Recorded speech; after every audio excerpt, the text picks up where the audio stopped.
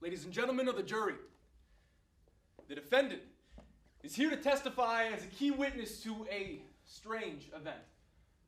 One morning, July 1854, a planter who shall not be named disappeared while in full view. Now, as the only sheriff and judge of this town, it is my duty to find God's truth. And it is the job of this court to decide exactly what has happened. Now, please stand. Raise your right hand. Do you promise that the testimony you shall give for this case before this court shall be the truth, the whole truth, and nothing but the truth, so help you God? Yes. Your Honor, I would like to say something before the court. I couldn't afford a lawyer, and so I'm here on behalf of my son, and I'd like to say that he was an educated young man. He had the type of laugh that could bring a person back to life. But before I get into the night of the incident, I would like to say it was more than a mere disappearance, more than a mere disappearance, more than a mere disappearance, more than a mere disappearance. Something has happened, but I don't know what. I saw him walk slowly across the street. They say he opened the door and threw away the butt of his cigarette. Then he walked slowly across the street. He was on his way to a party. I can't breathe is what he said. You see, for black men in the United States, if we don't die at the end of a policeman's handgun, we can expect to be hunted from the cradle to the grave. Which reminds me, I can't breathe. So you were telling me that you have no idea how a man could just vanish into thin air.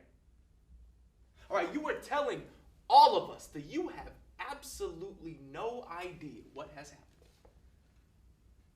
Well, where did he go? Are you saying that this was more than a mere disappearance, more than a mere disappearance, more than a mere disappearance, more than a mere disappearance? What everyone needs to understand is that black privilege is me having already memorized my brother, my father, and my unconceived child's eulogy. That night I had to work my second job, and my son wanted to go and hang out with his friends, but I told him I didn't feel comfortable with that. I said, baby boy, how about I rent y'all some movies and I buy y'all some pizza, but I don't want you running in the streets and I don't want nobody in my house. But by the time I came home from break,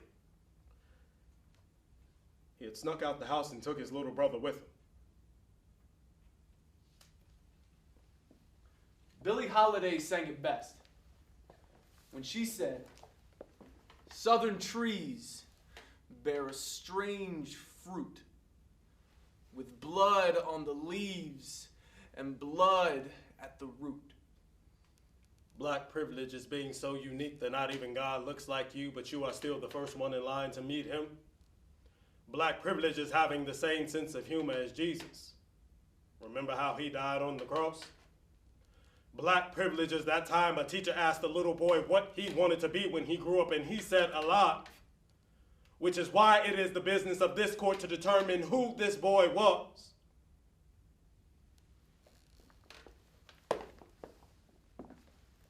Now, in your original statement, you said you had driven some 200 yards down the road when you remembered, and I quote, "I forgot to tell that boy about the police officers.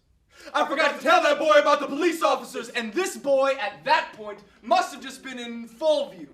Yes, I believe so. He walked down his front porch perhaps 50 yards across the street between the house and the store. Now, was this the same street that others had mentioned? No. You see, just beyond this road lay a closed crop pasture of 10 acres. And in another piece of land beyond this pasture, a dozen slaves were at work. Slaves? And what were the names of these slaves? Well, I can't really recall. Right. So you and the slaves were all out in the open and visible. Yes, that is correct. Well then, where the devil do you think he went?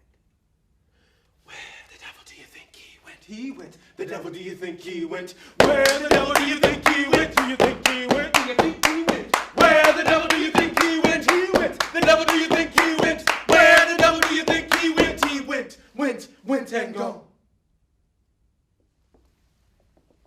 So you were standing in the street over there, is that correct? I was in the street over there, yes I was. As I had mentioned, there were perhaps a dozen slaves working under the officer's control. So, a dozen slaves he slayed. Slaves he slayed! Slaves he slayed! Slaves he slayed! A dozen slaves he slaved, that is correct. And what was this officer's strategy in trying to manage his slaves? His strategy was similar. Very similar to the strategy of the late John C. Calhoun. 1.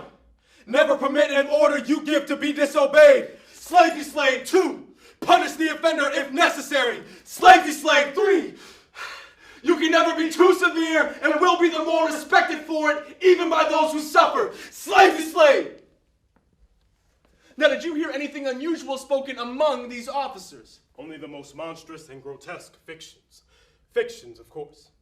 If you defer and don't challenge a police officer, he may insult you, but he won't kill you. Well, something here is not adding up. Because according to the documents presented in this case, all of the testimonies say that this must have been more than a mere disappearance. I got the call saying something bad had happened and that I needed to come immediately. When I got there, all the people just stood still. Like in purgatory. So I identified myself to the police officer. He led me through the crowd, into the street and under the yellow tape, and there he was.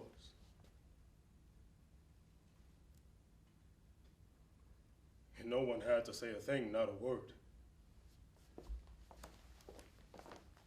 Because my heart froze with the shock of it.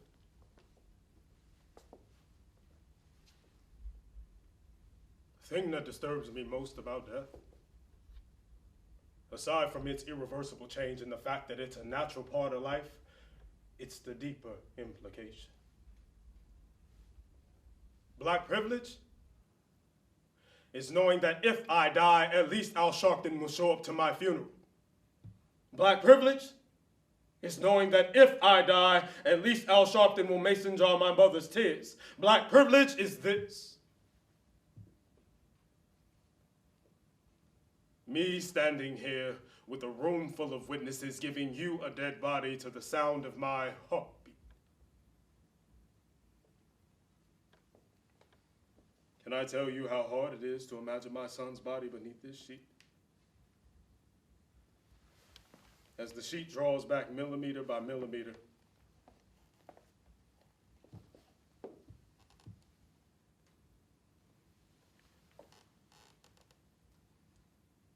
I think of this child we've made together. I think of listening to those tapes of my son's last cry for help. I think of listening to those tapes of my son begging for his life.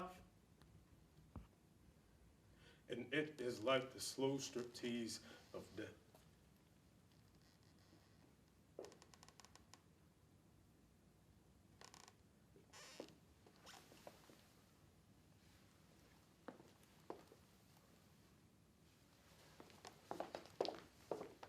And they never even said, "I'm sorry."